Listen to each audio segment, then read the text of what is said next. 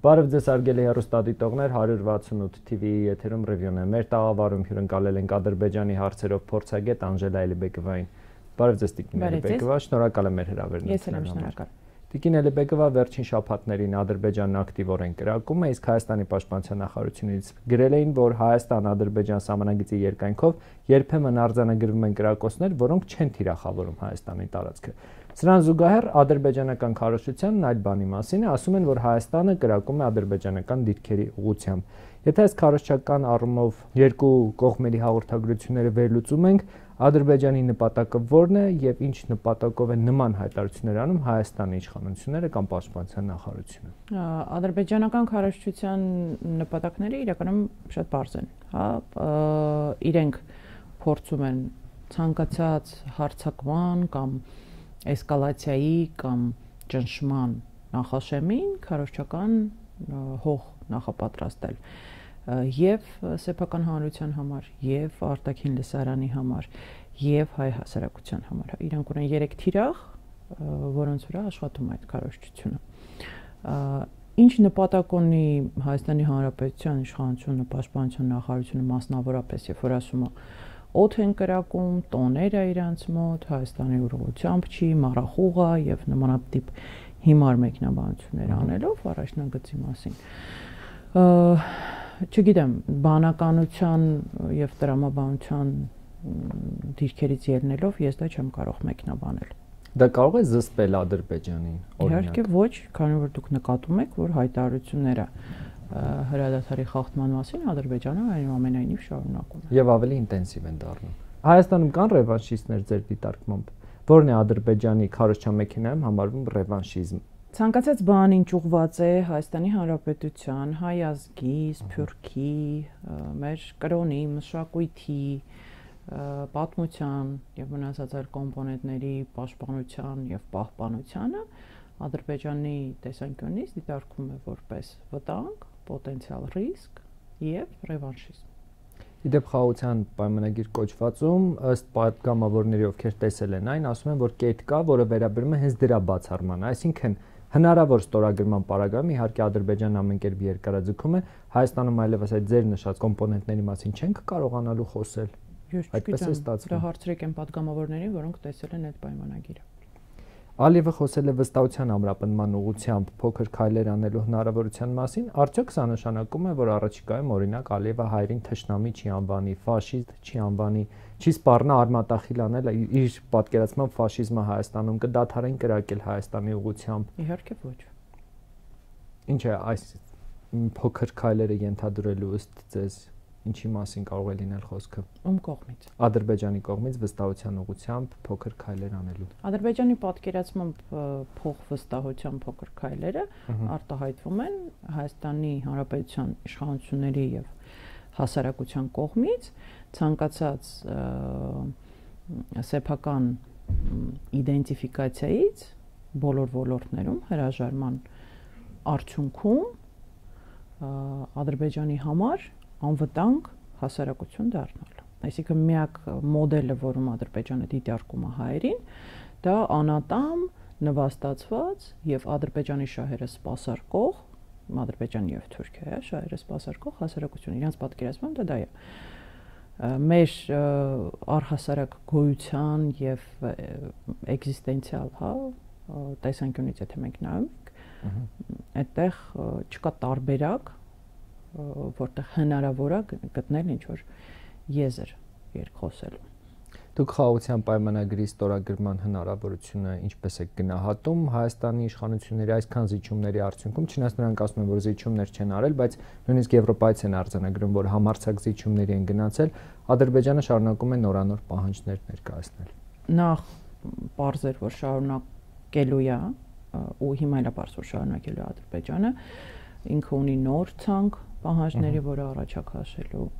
Հայաստանի իշխանությունների առաջ։ Երկրորդը, ինչ վերաբերում է ստորագրել, չստորագրել, եկեք սկսենք նրանից, որ նույնիսկ ստորագրում այդ փաստաթղթի ոչինչ չի տալու խաղաղության տեսանկյունից։ Ինչու՞, ասում են կայուն խաղաղություն կհաստատվի դրանից հետո։ Եվ ասում են, որ կես ժամ հետո կարա սկսի պատերազմը։ Ասում են նույն մարդը։ Այո։ Հետևաբար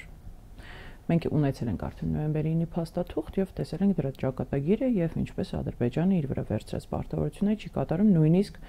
եթե փաստաթուղթը ունի միջազգային երաշխավոր։ Այս դեպքում նույնիսկ դա չունենք։ Հետևաբար այդ փաստաթղթի բովանդակությունը եւ դրա ստորագրումը ինքնին որևէ դրական բան չի տալու, որովհետեւ որևէ երաշխիք չի ստեղծելու մեր անվտանգության համար։ Դա հեքիաթները, որ իշխանությունը վաճառում է հասարակությանը ընտրություններից առաջ։ Այսինքն սա հասկանանք բուն փաստաթղթի մասով։ Ինչ է ասում Ալիևը։ Ասում է Հայաստանի իշխանություններին չեն վստահում, որովհետև նախ իրենք որպես պարտներ ցույց են տվել, որ անընդհատ կարող են իրենց հակասել եւ իրենց հստակ որևէ դիրքորոշում մենք չենք հասկանում։ Երկրորդը ասում է իշխանապողությունից հետո, իսկ երբ որ Ալիևը արդեն խոսում է դրա մասին, դա նշանակում է, որ նա էլ է հոտն առել եւ հասկանում է, որ այս իշխանությունը հավերժ չի եւ լեգիտիմության խնդիր ունի։ Եվ հետեւաբար ակնարկ է անում, որ մենք չենք կնքում այս իշխանության հետ խաղաղություն, որովհետեւ ինքը վաղը գնալու է, հաջորդ իշխանությունը կարող է իր վրա չվերցնել այդ պարտավորությունները եւ հետեւաբար մենք պետք է հասնենք նրան, որ ամբողջ հայ հասարակությունը հաշտ լինի այն պայմանների հետ, որոնք առաջ է քաշել Ադրբեջանը։ Դա ինչպես է լինելու Ադրբեջանի պատկերացումը, բայց սահմանադրական փոփոխությունները, այո, սահմանադրությունը։ Առաջինը դա հայերի սեփական ինքնությունից հրաժարվելն է, երրորդ հանրապետության հիմքերի, գաղափարախոսության եւ առհասարակ մեր բոլորիս կյանքի կազմակերպման մի հատ շատ կարեւոր, բաղադրիչից հրաժարվելն է։ Եվ ես կարծում եմ, որ Ադրբեջանն էլ է հասկանում, որ դա իրատեսական չի։ Դա հասկանում է նաեւ Հայաստանի իշխանությունը, որ ասում է եկեք ինձ վերընտրեք, նոր 2027-ին ես այդ ամեն ինչը կանեմ, հա։ Անընդհատ դա կապում է իր վերընտրման հետ եւ այդ խոստումները, որը տրվում են եւ ներքին լսարանին եւ արտաքին լսարանին պայմանավորված են post-ընտրական ժամանակահատվածում խոստումներ կատարելու, որոնք ինքը իհարկե չի կատարելու, այնպես ինչպես չկատարեց 21 թվականին տված խոստումները։ Տեսեք, Հայաստանի իշխանությունների քարոզչությունն այն է, որ խաղաղության այս օրակարգին այլընտրանք չկա, այլընտրանքը պատերազմն է եւ բոլոր այն մարդիկ, ովքեր քննադատում են իրենց քայլերը, ուզում են պատերազմ։ Խնդիրը նրանում չի, որ այլընտրանքը պատերազմն է կամ պատերազմ չի, այո։ Դա ասենք պարզ մաթեմատիկա է, եթե չկա խաղաղություն,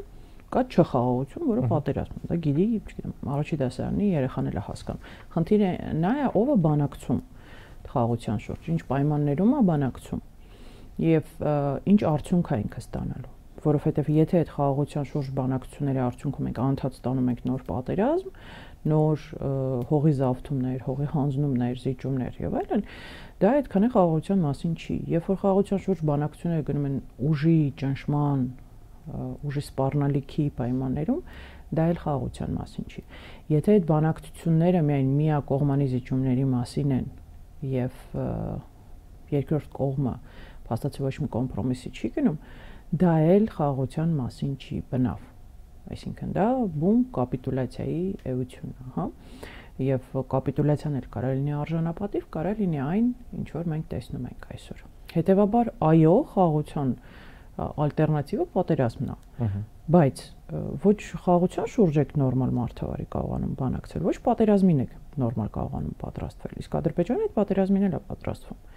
Այսինքն ինքը այդ ալտերնատիվն էլ է դիտարկում իր համար։ Իսկ ինչ ենք անում մենք։ Ամեն կետ փորձում ենք հասնել խաղաղության պայմանագրի ստորագրման, որ պատերազմ չլինի։ Նիկոլ Փաշինյանը ասում է, պատերազմը կարա սկսի խաղաղության պայմանագրի ստորագրելուց կես ժամ հետո, ինչ ենք անելու։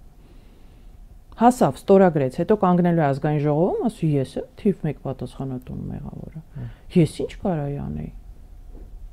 Ես խաղաղության մասին էի բանակցում, ով կարար մտածել, որ պատերազմը սկսի։ Ադրբեջանը զենքն է գնում, ռազմական բյուջեն ավելացնում, զորավարություններ է ինտենսիվանում, կրակոցներ է, քարոզչական դաշտում է նախապատրաստում, դիվանագիտական դաշտում է նախապատրաստում, անում է ամեն ինչ այդ էսկալացիային պատրաստ լինելու համար։ Իշխանությունները եւ ուսապարկերը կանգնելու են հետո ասում, բայց մենք խաղաղություն էինք ուզում։ Չստացվեց։ Ոնց են ամեն անգամ չէ, արդեն սխալվեցինք։ Մենք տենց էինք մտածում, հետո սխալվեցինք։ Այսինքն ճակատագրական հարցերում պետության համար իրենք տասնապատիկ անգամ սխալվելուց հետո չեն ընկալում, որ ոնց որ չի ստացվում իրանց մոտ ճիշտ մտածել, ճիշտ վերլուծել, ճիշտ հետևանքների հաշվարկ անել։ Կամ ստացվում է ու իրենք գիտակցաբար են այս ամեն ինչ անում։ Երկուսից մեկն է, բայց երկուսն էլ սարսափելի վատ է այս հասարակության համար, երկուսն էլ անընդունելի։ Այսինքն երկուսի դեպքում էլ իրանք պիտի գնան։ Չէ, նրանք գնալու պլաններ առհասարակ չունեն, մենք տեսնում ենք թե ինչպես են պայքարում իշխանության մնալու համար, բայց այստեղ խնդիրը այսինքն բանակցողն է, որ նման իրավիճակ ունենք հայ-ադրբեջանական բանակցություններում, եթե բանակցություններ կարելի է անվանել, թե որ միջազգային օրինակ միջնորդներ չկան այս գործընթացում։ Այդ թվում նաև երկուսն էլ։ Այստեղ կամ-կամի հարց չի։ Բանակցողի մեջ է խնդիրը միջազգային հանրության տիրույթից դա դուրս հանելն է, անընդհատ Մինսկի խմբի լուծարման մասին խոսելը։ Ինչով է ձեզ խանգարում Մինսկի խումբը, ոչ հաց է ուզում, ոչ ջուր։ Լուծարում եք, որ ինչ անեք։ Իսկ վերջի այդ հնարավորությունը, վերջի լծակները, որ մնացել է Արցախի ժողովրդի իրավունքների պաշտպանության, իրենց ձայնը բարձրացնելու համար, վերջնական փակելու համար Արցախյան հարցը, մնացել էր այդ միջազգային հայցերը, Մինսկի խմբի լուծարումը։ Դե ասում են Ադրբեջանի տարածք ենք ճանաչել արդեն, հարցը առհասարակ չկա օրակարգում։ Իրանք դա չեն ասում, ագնի վերջին հայտարարությունը մի հատ նայեք։ Իրանք դա չեն ասում, որ իրանք են պատասխանատու այդ ամեն ինչի համար, ասում մենք չենք լուծարման փաստաթուղթը ստորագրել։ Նոյեմբերի 9-ը մենք ենք ստորագրել Պրահում, մենք ենք ճանաչել, բայց այդ սա էական չի իրանք պատկերացմամբ։ Իրանք հասցնում են ինչ-որ միտեղ, որտեղ այլևս արցախցիները ինքնուրույն որը որոշում չեն կարող կայացնել։ Իրանց փոխարեն այդ որոշումները կայացնում են մի քանի տարի շարունակ։ Հետո վերջում կանգնում ասեն, բայց մենք ի՞նչ կապ ունենք։ Բայց մեր Ադրբեջանի այդ փոխհարաբերություններից դուրս է այս տիրույթը։ Ոնց է դուրս։ Հետ կարք բացատրեք, այդ դեպքում ինչ իրավունքով եք դուք այդ ամեն ինչը տարիներ շարունակ արել։ Ինչ հիմքով։ Որ փաստաթղթի հիման վրա եք դուք Արցախի իշխանությունների փոխարեն ինչ-որ բաներ ստորագրել, ինչ-որ որոշումներ կայացրել, հայտարարություններ արել։ Եթե դա ձեր տիրույթում չի Հայաստան-Ադրբեջան, բխեք արել։ Ո՞վ է դրա համար պատասխանատվություն կրել։ Հասկանալի է, թե այս հայտարարություններն ինչ նպատակ են հետապնդում։ Քարոզչական առումով են փորձում իրենցից դուրս հանել այս բոլոր պատասխանատվությունը իհարկե իրենց վրայից հանելու համար, որովհետև հիմա իրենք հերթական քայլերը պիտի անեն Արցախի ժողովրդի եւ իշխանության փոխարեն որոշումներ կայացնելով եւ միջազգային հայցերի վերաբերյալ Մինսկի խմբի եւ մնացածի վերաբերյալ, չէ։ Էլի կրկին իրենց փոխարեն ինչ-որ բան անելու են, հետո ասելու են, բայց մենք ի՞նչ կապ ունենք այդ հարցի հետ։ Ուզում եմ մարդուն ոնց որ գժի տեղ դնեն։ Արցախցիների հանդեպ այս ատելության քարոզչությունը ինչով եք բացատրում։ Ակնհայտորեն ուղղորդված է եւ բավականին լայն թափ է հավաքում։ Նոր։ Այսինքն ես քանի տարի շարունակ ասա։ Այդ ուղղակի ալիքաձև, այսպես բարձրանում է սիտուատիվ, երբ որ իշխանությունը հերթական անգամ պետք է հակաարցախյան որևէ գործողություն անել, բարձրանում է հերթական ալիքը, բայց այնպես չի, որ դա նոր ենք տեսնում։ Սա ինչի կարող է հանգեցնել այսպիսի իրավիճակը։ Երբ որ արցախցիները տեղահանվել են բռնի կերպով, եկել են Հայաստան, այստեղ էլ այսպիսի քարոզչություն նրանց նկատմամբ։ Ես հուսով եմ, որ դա կհանգեցնի նրան, որ արցախցիները ավելի համակարգված եւ կազմակերպված կսկսեն իրենց իրավունքների պաշտպանությամբ զբաղվել։ Միակ բանը, ինչ որ ես ակնկալում եմ, որ իշխանության այս հակաարցախյան քարոզը վերջապես գոնե ինչ որ կոնսոլիդացիոն ներուժ կհաղորդի արցախցիներին, որոնք կկազմակերպվեն, որոնք կսկսեն հոդաբաշխ հստակ աշխարհին ներկայացնել իրենց խնդիրները։ Դե այսօրին տեսնում ենք նրանց բողոքի ակցիաները, բայց իշխանությունները որևէ կերպ կոմպրոմիսի չեն գնում։ Ասում են լավագույն դեպքում մեկ ամսով կերկարաձգեն այդ 40+10 աջակցությունը, եթե նրանք դադարեցնեն իրենց պայքարը։ Այն էլ մեկ ամսով ընդամենը։ Ես հուսով եմ ոչ մեկ չի ունեցել ակնկալիք Հայաստանի իշխանություններից, որ իրենք ընդառաջելու են, որտեղ իրենց ամբողջ քաղաքականությունը հակաարցախյան է։ Ամենասկզբից պրոադրբեջանական եւ հակաարցախյան ամեն քայլը գործողությունների մեջ, որ իրենք կատարել են 7 տարվա ընթացքում։ Այդ տրամաբանության մեջ եղան, ինչի պիտի հիմա փոխվեր, չեմ հասկանում։ Այսինքն միջազգային հանրությունից ունենալ ակնկալիքներ այս առումով։ Ակնկալիքներ պետք է ունենալ հայ հասարակությունից, Սփյուռքից, մեր կառույցներից, միջազգային կազմակերպություններից, փորձել աշխատել ցանցային, որովհետև Հայաստանի իշխանությունից որևէ բան ակնկալել հնարավոր իրատեսական եւ տրամաբանական չի։ Կա երկու տարբերակ, կամ հեռացնել այդ իշխանությանը բերել ազգային իշխանություն, որը կսկսի զբաղվել այդ խնդիրներով, կամ շրջանցել եղած իշխանությունը եւ աշխատել արդեն հնարավոր ցանցային տարբերակներով։ Երկու ճանապարհ կա, ուրիշ ճանապարհ չեմ պատկերացնում։ Կամ կա երրորդ ճանապարհ՝ լռել, համակերպվել, լքել, Հայաստանը։ Մի մասը այդպես էլ վարվում է եւ ոչ միայն Արցախից տեղահանվածները, նաեւ Հայաստանի քաղաքացիները։ Իհարկե։ Հիմա դա կանխելու համար, որտեղ այդ երրորդ տարբերակը ես որ բարագայում չեմ ուզում դիտարկել, բայց եթե մենք պետք է համակարգված մոտենանք խնդրի լուծմանը, ոչ թե սիտուատիվ, որտեղ նույնիսկ այդ սոցիալական օգնությունը ինքը սիտուատիվ հարցի լուծում էր, ոչ թե համակարգային։ Համակարգայինի համար դու պետք է կամ ունենաս նորմալ իշխանություն, որը սեփական պարգևավճարներից, սեփական, չգիտեմ, աշխարհով պատտվելու բարձրակարգ չվերթներից եւ մնացածից բացի մտածում ան նաեւ հասարակության մասին, կամ պետք է այդ իշխանությանը ասես տեսություն, կամ պետք է աշխատես անտեսելով իր գոյությունը։ Երկու տարբերակ։ Հիմա երկրորդը այդքան էլ էֆեկտիվ չի, ավելի ցածր էֆեկտիվ, առաջինը ավելի բարձր էֆեկտիվություն ունի։ Իսկ Ադրբեջանում առհասարակ խաղաղության դիսկուրս դուք տեսնում եք։ Խաղաղության մոնոպոլիան այնտեղ իշխանություններինն է։ Այսինքն այդ դիսկուրսը կա, որը համակարգված եւ ուղղորդված է շատ կոնկրետ իշխանության կողմից։ Եվ թույլատրելի է միայն այն սահմաններում, որոնցում դա նպատակահարմար է տեսնում իշխանությունը։ Ընդդիմությունը չի կարող այդ օրակարգը որևէ կերպ առաջ տանել եւ սպասարկել, իրենց դա արգելված անել, իրենց միանգամից որակավորում են որպես պացիֆիստներ, որոնք ազգային անվտանգության համար խնդիր են ստեղծում, պրոհայկական դիրքերից են հանդես գալիս ցանկացած դժգոհություն, հա, իշխանության նարատիվների շուրջ հանգեցնում է նրան, որ ահա այս պացիֆիստները ուզում են, որ մենք կրվենք հայերին եւ այլն, եւ քրեական հետապնդումներ եւ այլն, այսինքն այդ առումով խաղաղության դիսկուսը այնտեղ շատ հստակ մոնոպոլիզացված է իշխանության կողմից։ Կամ մենք ենք բանակցում խաղաղության շուրջ, կամ ոչ մեկ։ Իշխանություններն էլ խաղաղություն ասելով նկատի ունեն, որ Հայաստանը իրենց բոլոր պահանջները պետք է կատարի։ Այո, իհարկե։ Այսինքն իրենք չեն դիտարկում տարբերակ, որտեղ դա պիտի լինի արդար կամ կոմպրոմիսային խաղաղություն։ Խաղաղությունը Ադրբեջանը այս պայդրությամբ, քանի որ առավելագույնն է կարողացել ստանալ Նիկոլ Փաշինյանից, փորձում է քերել ինչ հնարավոր է, որտեղ իրանք էլ կանխատեսելիություն չունեն տարածաշրջանում զարգացումների վերաբերյալ, ավելի գլոբալ, հա, կոնտեքստը այնքան ուղղակի Հայաստանի ներքաղաքականը, ավելի գլոբալ առումով իրենց համար կանխատեսելի չի իրավիճակը։ Եվ քանի դեռ Ադրբեջանը Հայաստանում ունի գործընկերներ իդեմս ներկայ իշխանությունների, որոնց հետ շատ ջերմորեն շփվում, համագործակցում եւ աշխատում են, իրենք փորձելու են ստանալ մաքսիմումը, որտեվ չգիտեն վաղը ինչ կլինի։ Հայաստանի ներկայիս իշխանություններն ասում են մենք ամեն կերպ փորձում ենք պահպանել Հայաստանի ինքնիշխանությունը, որը նախկինները փորձում էին տալ Ռուսաստանին, ուղղությունը դա է, ասում են գուբերնիայի կուզում սարքել Հայաստանը եւ 29743 քառակուսի կիլոմետր տարածքի պատասխանատուն են իրենք։ Իրական Հայաստանի Ես ուզում եմ հասկանամ Հայաստանի Հանրապետության տարածքում տարբեր երկրների զինված ներկայության ավելացումը ո՞նց է այդ իշխանություն, ինքնիշխանությունը բարձրացնում։ Այսինքն ենթադրում է, որ ինչքան ինքնիշխան ես դու, այդքան քիչ ազդեցություն կա, չէ՞, օտար երկրյա ցանցերի կամ հենց այլ պետությունների ազդեցությունը քո երկրի ներսում։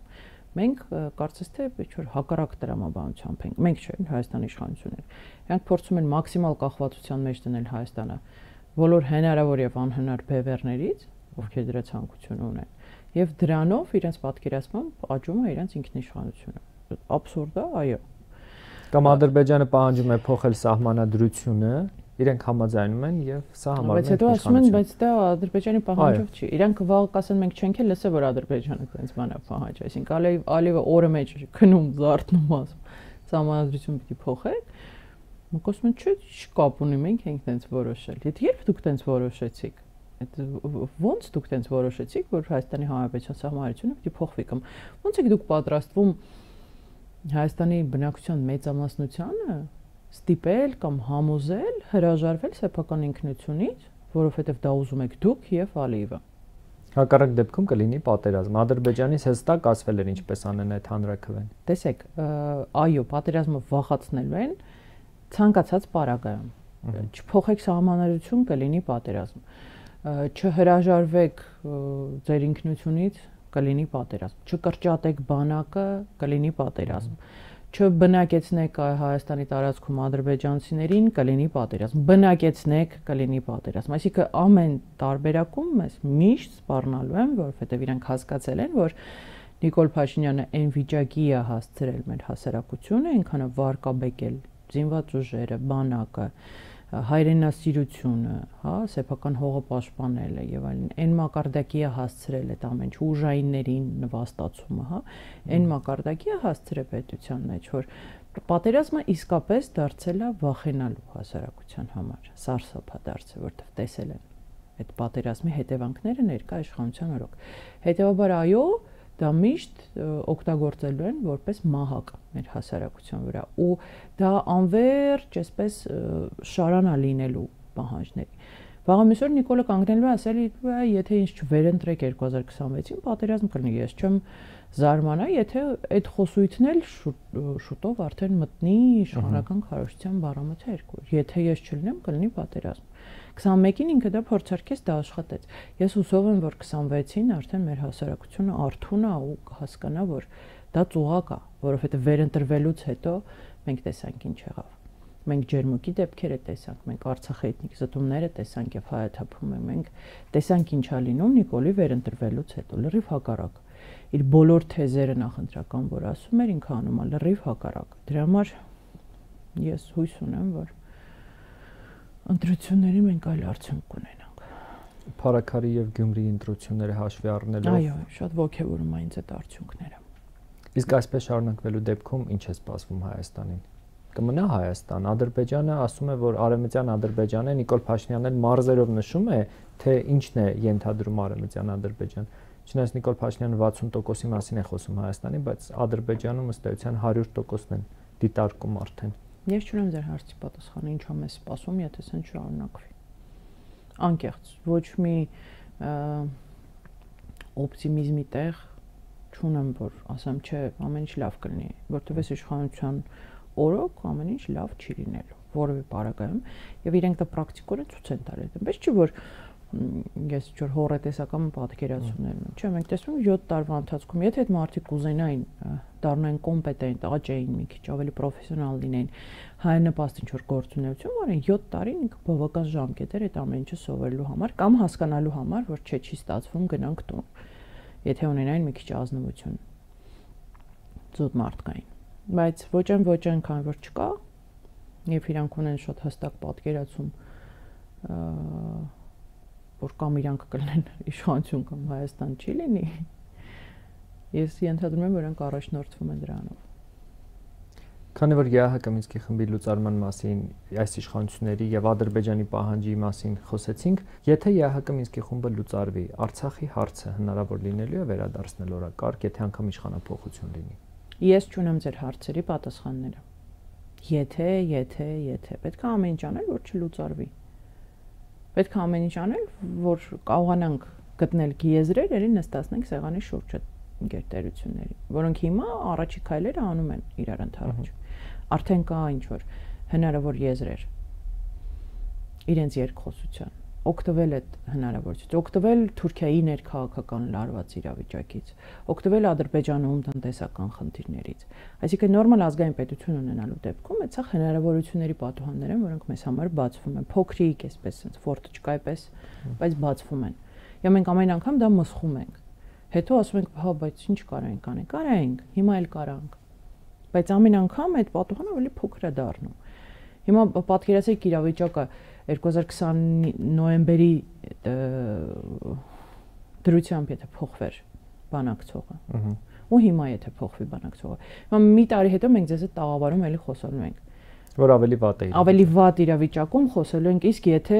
մի տարի առաջ սենց արվեր։ Ուղղակի պետք է հասկանալ, որ չէ, գնալով ամեն անգամ ավելի վատ է լինելու։ Չկա շանս, չկա տարբերակ։